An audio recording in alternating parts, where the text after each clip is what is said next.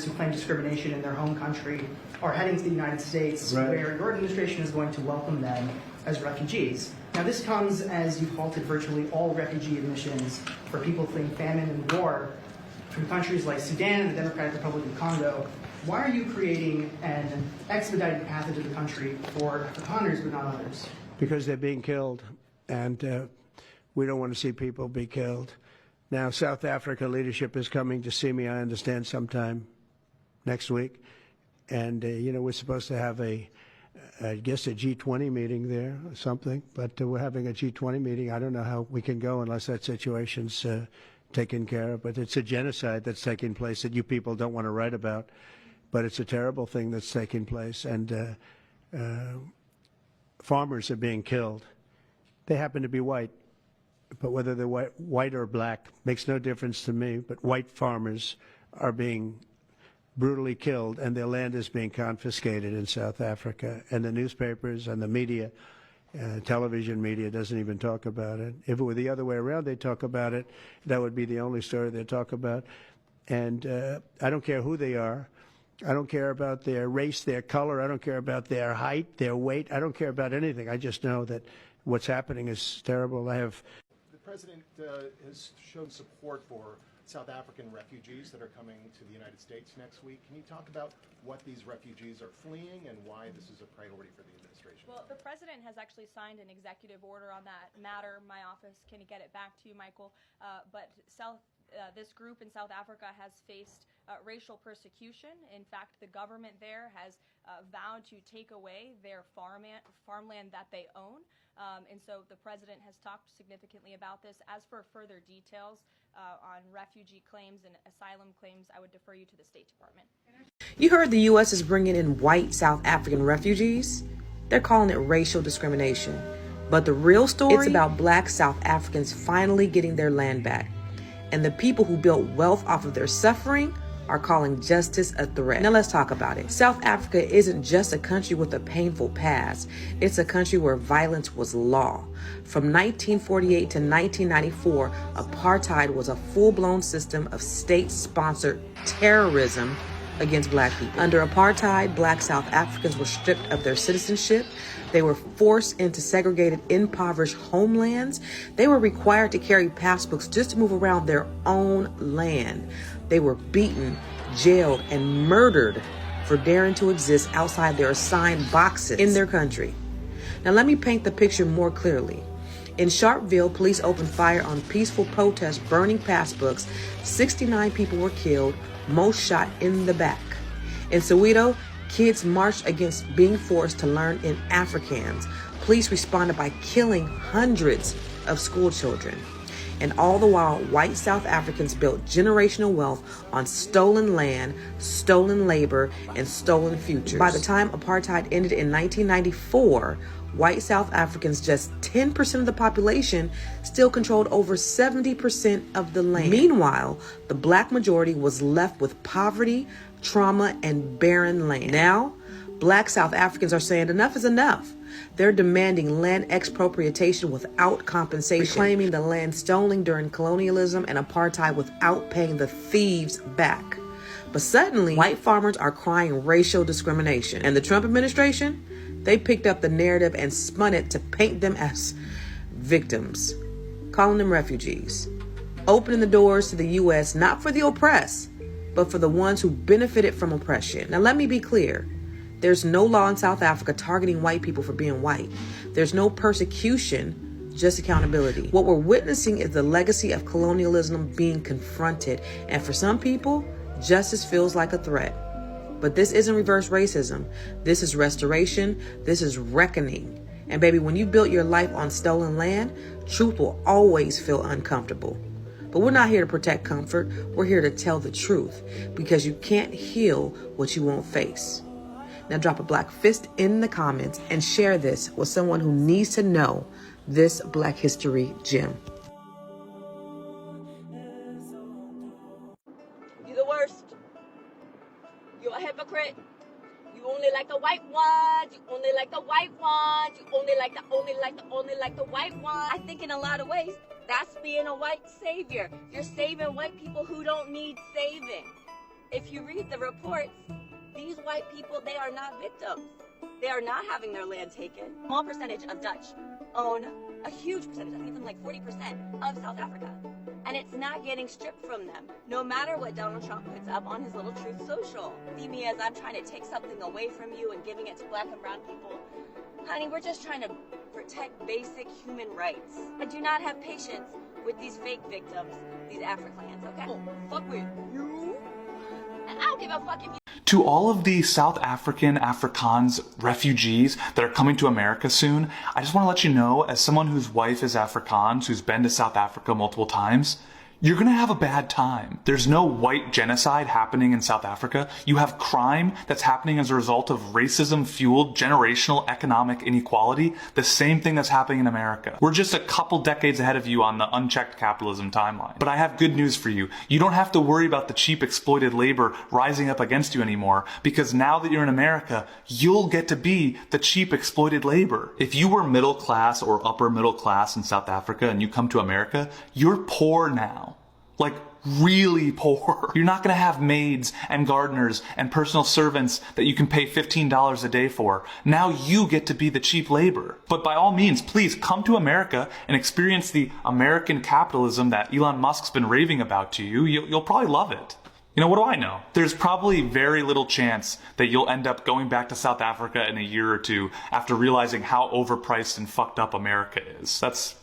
I wouldn't even worry about that as a possibility. And if you think I'm being mean to these people because I think they're a bunch of racist, bigoted colonizers who wish they could go back to apartheid South Africa, it's just because I do think that. But to them, I say, welcome to the American dream.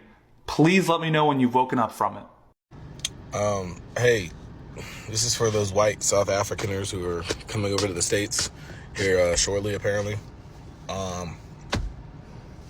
I just wanted to tell y'all, your peoples back at home, well, they ain't your peoples. The people's lands you took back at home telling us about y'all. And listen, y'all come over here with that. Y'all better come over here with decorum. Yeah, I mean, because clearly we can't stop it. Y'all come over here with that bullshit. You think it's bad over there? Me? I'm not finna threaten y'all or nothing. I'm calling ICE. I'm calling ICE every day. I'm calling ICE so much. You and them niggas finna get on my nerves. I'm finna get on their nerves. Swear, I'm finna get on y'all's nerves. All right, you guys. Well, seems like now the Afrikaners said, Trump, we will take you up on your offer now because our land is getting seized because since I think it was from like 1948 to 1994, we took over and killed all these people, and now we want refugees in the United States. A U.S.-funded flight carrying the first group of 49 white South Afrikaners to be granted refugee status has landed in Washington after leaving Johannesburg on Sunday. Relations between South Africa and the U.S. have been tense for months after President Donald Trump said the members of the country's Afrikaners minority were victims of racial discrimination. This was dismissed by the South Africa's Foreign Minister, Ronald Lamola, who was on Monday. There is no persecution of white Afrikaners in South Africa. Adding, the police reports debunk Trump's assertion. South Africa says that any allegations of persecution would not meet the threshold required under domestic and international refugee law. They only want them here because they're white, and they want more whites because the white population is low because there's no babies. The BBC has contacted the United Nations Refugee Agency, UNHCR, which confirmed it was not involved in this resettlement scheme, nor was it asked to take part in any of the screening. Given the Trump administration's hardline position on refugees, it is notable the process did not involve the UNHCR, showing how much the white Afrikaners have been fast-tracked in a way that has not been done for others. Democrat Senator Jenny described the resettlement as baffling given the indefinite suspension for thousands of legitimate asylum seekers from other countries. Senator Jenny, who is also ranking member of the Senate Foreign Relations Committee, said in her statement that last year the UN found no South Africans were eligible for refugee status. See, you guys, that's why he put it out there, because they're white. Asked directly on Monday, while Afrikaners refugee applications have been expedited compared to other groups, Trump claimed a genocide was taking place and that white farmers specifically were being targeted. Farmers are being killed. They have been too white, but rather they're white or black makes no difference to me. You see, when he said happens to be white, key word, white. The U.S. has criticized domestic South African policy, accusing the government of seizing land from white farmers without any compensation, something which the South African nation has not happened. One of Trump's closest advisors, South African-born Elon Musk, Muskie has previously said there was a genocide of white people in South Africa and accused the government of passing racist ownership laws. The claims of genocide of white people have been widely discredited. Figures from the South African police show that in 2024, 44 unalivings were recorded on farms and smaller plots of agricultural land, with 8 of those unalived being farmers. South Africa does not report on crime statistics broken down by race, but a majority of the country's farmers are white, while other people on farms, such as workers, are mostly black. Afrikaner author Max du Preez told the BBC's Newsday radio program that claims of persecution of white South Africans were a total absurdity and based on nothing. He added that South Afrikaners were stunned by the resettlement scheme and that it had more to do with international politics in the U.S. than South Africa. Bilateral tensions between the U.S. and South Africa have been strained for some time as President Trump tasked his administration with formulating plans to potentially resettle Afrikaners, a group with mostly Dutch ancestry in the U.S. So why aren't they going back to the Netherlands? Why are they coming here? Just because you look white does not mean every white person is going to accept you. Look at history. There were Italians that looked white. White people didn't like them. The Irish. White people didn't like them. So just because you look white doesn't mean white people here in the U.S. is not going to accept you. You got to look at the history. Y'all dumb. Y'all dumb as hell. Bilateral tensions between the U.S. and South Africa. In March, South Africa's ambassador to the U.S.,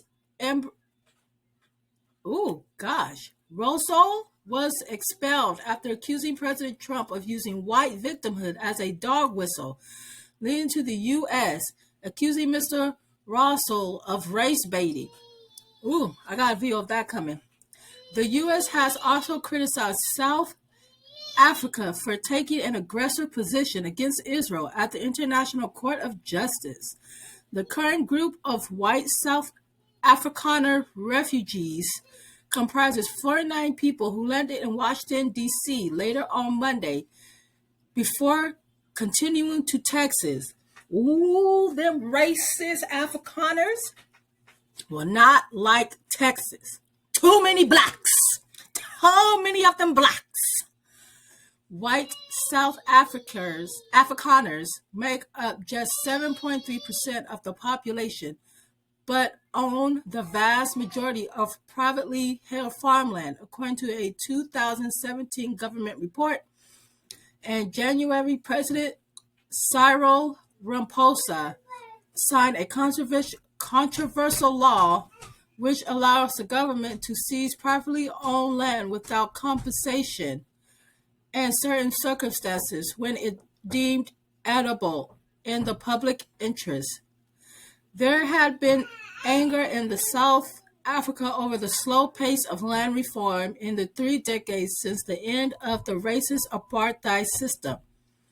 President Trump's openness of accepting Afrikaner refugees comes as the U.S. has engaged in a wider crackdown on migrants and asylum seekers from other countries. Okay, so if you live in these particular states, you will see South Afrikaners. South Alabama, California, Idaho, Michigan, Minnesota, Montana, New York, Nevada, North Carolina, and Iowa. These are the states that are taking in South Afrikaners. Okay, so when these Afrikaners get off the plane, it says a case manager will pick them up from the airport and take them to housing that have been arranged for them. The housing may be temporary, like a hotel, with a local organization helps you identify more long-term housing. South Africans are also informed you are expected to support yourself quickly in finding work. Adults are expected to accept entry-level employment in fields like warehousing, manufacturing, and customer service. You can work toward higher level employment. However, it is said any credentials from your home country may not automatically transfer to the United States. The last point will be of interest to many Afrikaner applicants who have previously told NPR they hope to continue farming in the U.S. Source of NPR, UN's International Organization of Migrants have refused to be involved in the process. A spokesperson for IOM denied merely requests. So basically, some of them want to work on farms, but let's see if these farmers here will let you work, because you're going to be picking. You're not going to be telling orders. You're going to be picking. You're going to be laborers, okay? That's what you guys are going to be. You guys are not going to be what you guys expect. Okay, you guys, it's not going to be like your home country, and you guys are going to figure that out. And then you guys are going to regret coming here, because a lot of people told your asses to stay in Africa, but y'all want to come here. All right, you're going to fuck around and find out. They only want white people here, because when we think about refugees who need immediate resettlement, expedited screenings, we usually think about people who are fleeing extreme violence, persecution, famine, war in places like South Sudan, Myanmar, the Congo, not white Afrikaners. See that chartered plane the Trump administration is sending? It's not going to collect refugees that have been sitting in resettlement camps for years, fully vetted, waiting to come to the United States to escape violence. No, it's going to South Africa to collect white people who claim they're being discriminated against. Why would they be getting discriminated against? Probably because they spent generations instituting legalized forms of racial segregation and discrimination called apartheid, aka Stephen Miller's wet dream. See, while the rest of the world after World War II saw that maybe racial discrimination not such a hot idea and favored more policies of integration and away from colonization, Afrikaners doubled down on that shit and instituted apartheid. Although it ended over 30 years ago, the social and economic legacies of apartheid continue continue today. South Africa is the most unequal country in the entire world, according to the World Bank, with white South Africans earning over 12 times what black South Africans do. But don't worry, we're going to make sure that the white Afrikaners who instituted generations of discrimination and segregation against black people get everything they need to get started here in the United States in their new life. See everybody talking about Trump bringing in the refugees from South Africa. And I literally made a video about this months ago because I already know what's really happening there. So I'm going to try to explain why Trump is bringing them back, although he's deporting other people out. So check it. Y'all remember all the fraud Doge been recovering, right? Specifically from the DEI. What happened was the demon rats literally paid, quote unquote, white Americans to move down to South Africa. Because just in case y'all haven't realized, South Africa has been colonized. And I always bring it up because if you just look at the presidents by itself, it'll tell you enough. But anyways, they got to a point to where they started making white-only communities. And that's when, you know what I'm saying, they crossed the line. So basically, the South Africans started to fight back. They started to off these people, as they should, because they're trying to colonize them, just like they did here in America. But again, like I said, this was all from the demon rats because they're literally paying people to go to other countries to take over, just like they pay people to come here to America to take over. So to keep this simple, Trump feels as though this is the quote-unquote the United States' fault that they're even there in South Africa to begin with. Because when he first tried to get them out, they did not want to leave because they did not understand they was getting paid fraudulent funds. So once they started cutting all the DEI and all the fraudulent funds that Doge did, right? They stopped getting their checks. They started going broke, so they had no choice but to come back or get off by the locals. So all that other bullshit y'all hearing from everybody else online, all they doing is trying to rage bait you when this is the actual truth, because I literally made a video on this months ago. Because like I said, I already know what's happening. It's actually a good thing for South Africa. And if they here, they got to follow the new system that they're creating. All in order so this shit don't happen again. That's why he's sending people back. So if anybody comes to America, they got to do it the right way so the Americans don't have to pay their bill. And as y'all should know by now, we've literally been paying the bills for the whole world. And that is why we've been struggling here in America. Anyways, y'all know how to keep it. Y'all be gods. Peace. If it ain't white, it ain't right should be this administration's new motto, seeing that the Trump administration will be taking on white South African refugees. Now, mind you, Trump had put an end to the refugee program, stating that America can no longer house migrants from other countries. But what he really meant to say was America can no longer house migrants who aren't white. The South African government even came out to tell Trump that these migrants haven't been vetted in any way whatsoever, so they don't know if they're criminals or not.